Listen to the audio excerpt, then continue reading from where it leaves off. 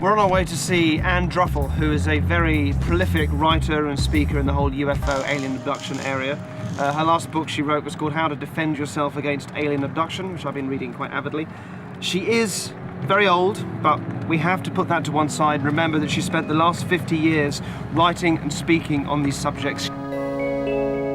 She's been told that Richard Collins, that's me, was abducted by aliens 10 years ago and was given an ability to sense people's medical history. Many people do claim to have been left with similar abilities after abductions, but none have been able to conclusively demonstrate them. Please remember, I don't really have this ability. The question is, will this demonstration be enough to have this prominent investigator endorse me to her public? Now, I know who you are because I've read your books. Perhaps for people at home who don't know you, perhaps you can tell us your credentials. Well, Vince and I are part of a group of UFO researchers that's been together for about 35 years. Mm-hmm. I started in 1957 with the National Investigations Committee on Aerial Phenomena, which was called NICAP.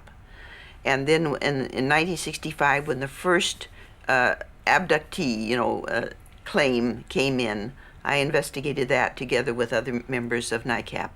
So you both have quite a high profile in this area, and you've written, how many books have you written now? I've written 5 books. And this is the one that I first came across you, was How to Defend Yourself Against Alien Abduction. A lot of the stories involve these bedroom visitors, these entities that come in at night. So most of them do, yes. Yeah. Most of them involve altered states, like the dream state. Mm-hmm. The abduction scenario starts in the dream state. Mm-hmm.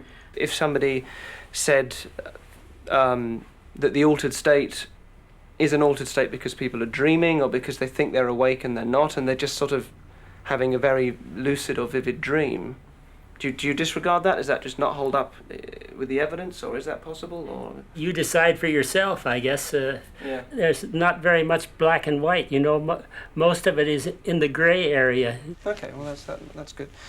I suppose I should talk about my own experience. After my abduction, essentially what it is that I seem to be able to tell people their medical background and their medical history, sometimes their current medical state. I tell you the impressions that I get. If I get nothing at all, I'll be honest and say so. And I will, if I do say things, I'll try and be very accurate, because I know part of this journey for me as well is seeing whether it is real or whether it's nothing to it. I'll stand up and face over there, so you can, if one of you comes and touches me on the back, it might be interesting also if you don't even let me know which one of you is touching me. Oh, okay. Okay, just it might make it more interesting. And if you just place your hands on the small of my back, and just be patient, because sometimes it takes a little while. It's different with different people. I'll also have my eyes closed as I'm doing it, so I won't be able to see. So please don't say anything out loud, so I don't know who's coming up.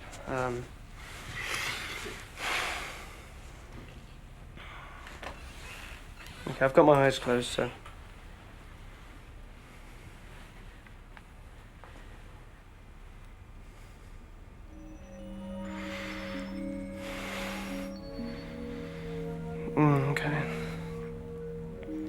Okay, you're having real difficulty sleeping at the moment, and I don't know if this is Vince or Anne, but you're having real difficulty sleeping.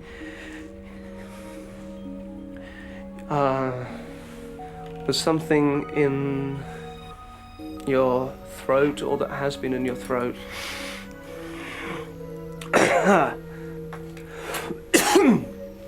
A tumor or something that was in your throat. My actual anatomical knowledge is not great, but a gland or something in the throat there that was, and this would have been ages ago, but something up there, and there's, I'm going to turn around and look at you if that's all right. Okay. I think you I think you don't take, or you really try not to take,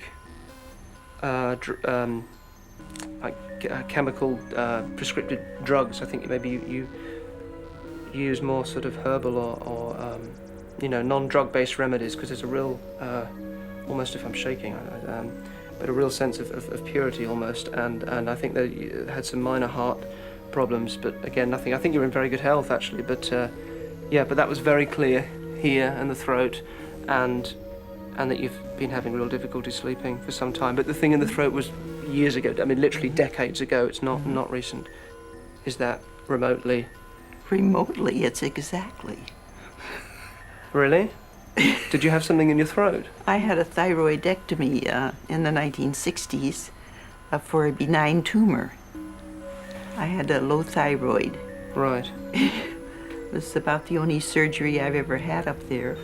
I do have trouble sleeping. And the other thing you said, that I do not take pharmaceuticals. Yeah, is that true? Yes, I'm almost exclusively alternative medicine. Okay. I don't trust Western medicine or pharmaceuticals. Well, you seem to be in good health, so that's... I am. I'm in excellent health. And Wow. I found it amazing. I mean, the accuracy was astounding.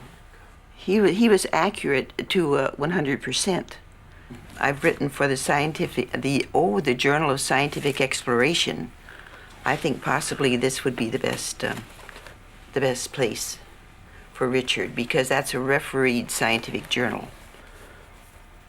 I mean, this should go to the very highest, most respectable publications you can find. At the next board meeting of MUFON LA, I'll bring up the idea that Richard would make a most remarkable speaker. Do feel free to talk or respond, but just maybe sort of don't ask me any questions if that's all right. I'll...